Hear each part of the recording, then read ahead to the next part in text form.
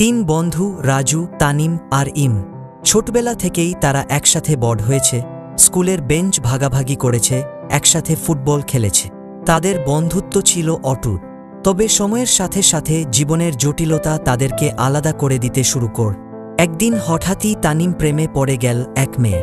সেই মেয়ের জন্য তানিম ধীরে ধীরে বন্ধুদের থেকে দূরে সরে গেল। তানিমের আচরণে রাজু আর ইমন কষ্ট পেলেও কিছু বলতে পারেনি। রাজু আবার নিজের পরিবারের চাপের কারণে দেশের বাইরে চলে যেতে বাধ্য হল। তার বাবা মা চাইতেন সে উচ্চশিক্ষা নিক এবং দেশের বাইরে সেটেল করুক।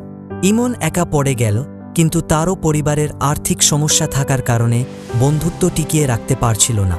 অনেক বছর পর এক সন্ধ্যায়, যখন তারা প্রত্যেকে জীবন সংগ্রামে ক্লান্ত ও বিধ্বস্ত, তখন হঠাৎই পুরনো স্কুল মাঠে তাদের দেখা হয়ে গেল। এই দীর্ঘ ব্যবধানেও যেন বন্ধুত্বের সেই পুরনো উষ্ণতা ঠিকই রয়ে গেছে। তানিম আর রাজু একে একে ইমনের কাছে এসে জড়িয়ে ধরে বলে, বন্ধুত্ব আমাদের ছাড়তে দেয়নি, জীবনের যাই হোক না কেন আমরা আবার একসাথে।